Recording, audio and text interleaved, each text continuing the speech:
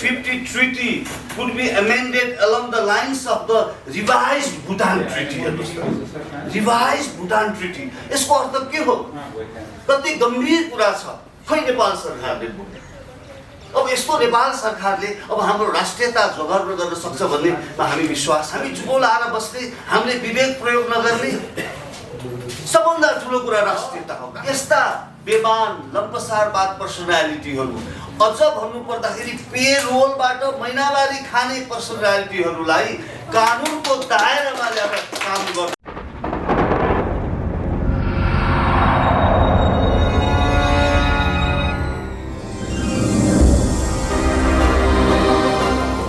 म पूर्व प्रहरी हजुर, अबदेखि जहाँ पनि मलाई सम्बोधन गर्दा पूर्व प्रहरी भनिदिनु, सबैलाई अनुरोध गर्छु।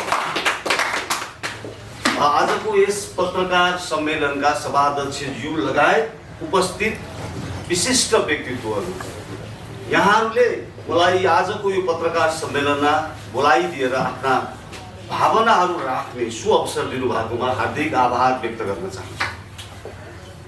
मैले माफ पनि माग्दछु, अर्को 10 बजे मेरो बौद्धमा एउटा प्रोग्राम भएको हुनाले मैले आफ्ना कुराहरू धारणा राखेर जानुपर्ने हुन्छ।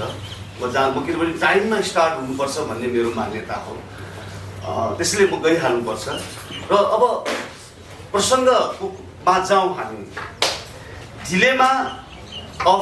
Dilemma Kathmandu dilemma resetting India Nepal ties किताबको सम्बन्धीमा म यसमा कन्सन्ट्रेट गर्न चाहन्छु।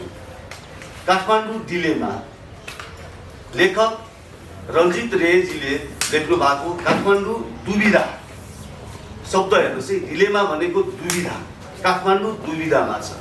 र अर्को उहाँले के पनि भन्नुभएको छ भन्दाखेरि रिसेटिङ इन्डिया नेपाल टाइज, रिसेटिङ गर्न आवश्यक पनि भन्नुभएको छ।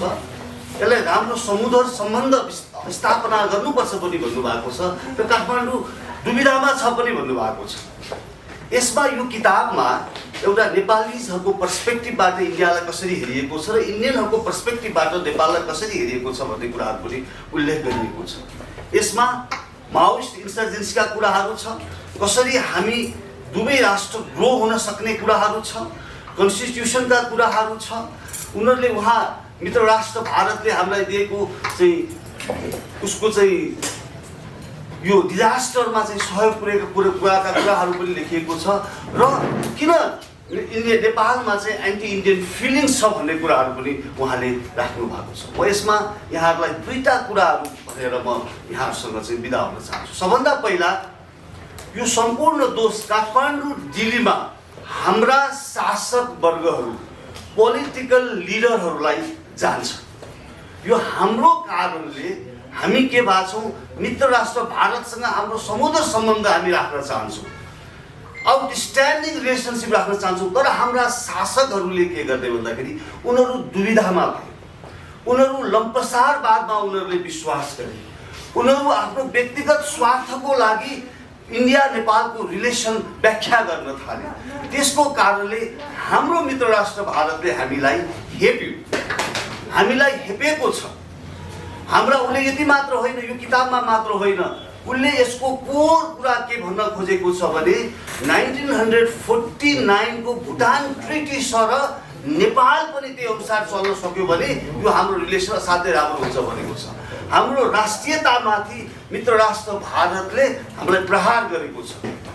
यो प्रहार किन गर्यो भन्दाखेरि यो हाम्रो निकम्मापनको कारणले, हाम्रो बेमानीको कारणले। आज हेर्नुहोस् त, नेपाल सरकारले यो किताब पब्लिस भएको 15 दिन कति भइसकेको छ। नेपाल सरकार मौन छ, नेपाल सरकार मौन छ, नेपालका शासकहरू मौन छ, नेपालमा ठुलो डिप्लोम्याट्सहरू नेपालका मौन छन्। यसको अर्थ के हुन्छ भन्दाखेरि हामी हाम्रो कमजोरीको कारणले भारतले हामीलाई हेरिरहेको छ। अहिले हेर्नुहोस् राष्ट्रको स्थितिहरू 70 ठाउँमा चाहिँ बोर्डर इन्क्रोचमेन्ट भइरहेको छ। हाम्रो कालापानी लिपुलेख हाम्रो चाहिँ के त भन्दाखेरि उनीहरूले चाहिँ उनीहरूको चाहिँ हस्तक्षेप छ। अहिले सेन्ससमा हामी जान सक्दैन। नेपाल सरकारले त्यहाँ भारतको अनुमति, आफ्नो भूमिमा कसैको अनुमति चाहिन्छ त्यहाँ पठाउनको लागि यी सबै कारणले गर्दाखेरि हामी हेपिएका छौँ। हामी हाम्रो सार्वभौम सत्ता, हाम्रो राष्ट्र, हाम्रो अखण्डता, हाम्रो स्वाधीनतालाई हामी सबैले जोगाउनु पर्दछ।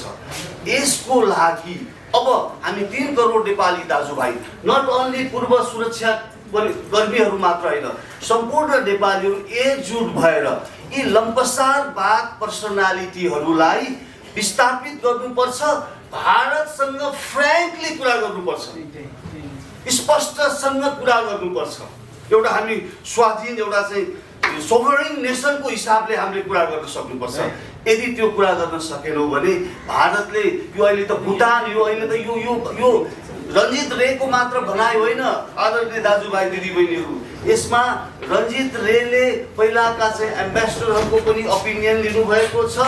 रञ्जित रेले पहिलाका उहाँका नेपालका पनि धेरै मान्छेहरूको ओपिनियन लिएर यो किताब लेख्नु भएको छ। र यसमा अप्रुभल मेरो आफ्नो पर्सपेक्टिभबाट, मेरो आफ्नो सोचाइबाट मैले देखेको के छ भन्दाखेरि यसमा भारत सरकारको पनि यसमा यो पब्लिस हुन सहमति भएको छ। यसमा हामीले दुविधा हुनुपर्ने केही पनि छैन।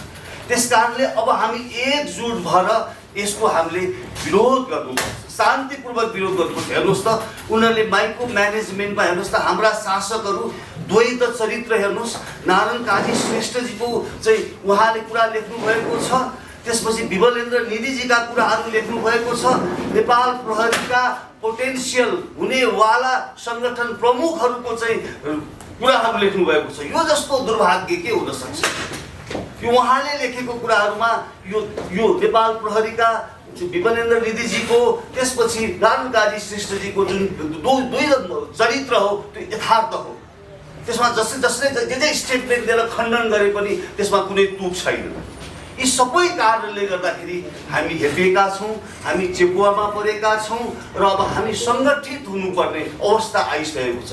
नत्र भुटान होइन आदरणीय दाजुभाइहरू, त्योभन्दा खतरनाक सिक्किम हुने सम्भावना बढी छ। यही अवस्था यथास्थितिमा रहने हो भने यही लम्पसारवाद, बेमान, भ्रष्टाचारी कुशासनमा व्याप्त शासकहरूलाई हामीले फेरि चुनेर फेरि त्यो ठाउँमा पुर्यायो भने हामीले आँखामा आँखा जुदाएर भारत, मित्र राष्ट्र भारत मात्र होइन, मित्र राष्ट्र चाइना, अरू वाइडर वर्ल्डसँग हामीले कुरा गर्न सक्दैनौँ। त्यसै कारणले यसको हामी शान्तिपूर्वक हामीले यसको विरोध गर्नुपर्दछ। र अर्को एउटा कुरा, लिडरसिप, पोलिटिकल लिडरसिप, सबभन्दा ठुलो पोलिटिकल लिडरसिप क्वालिफाइड हुनुपर्छ।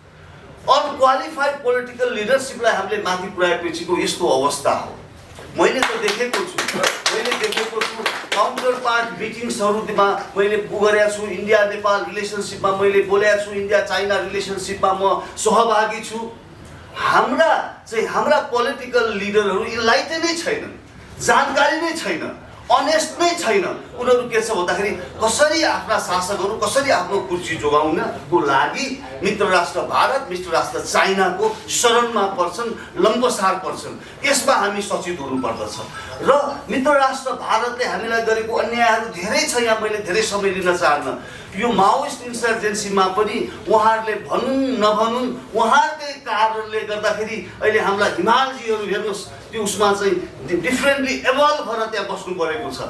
उहाँहरूले नै सेल्टर दिएको हो, यो यथार्थ हो। तर उहाँले त्यो सेल्टर दिएको भन्न सक्ने हैसियत उहाँले राख्नु भएको छैन। यस्ता कुराहरू धेरै छन्। र अन्तमा म सम्पूर्ण नेपाली दाजुभाइ दिदीबहिनीहरूलाई रोस्टमबाट फेरि एउटा कुरा भन्न चाहन्छु। सबभन्दा ठुलो कुरा हाम्रो राष्ट्रियता हो। हाम्रो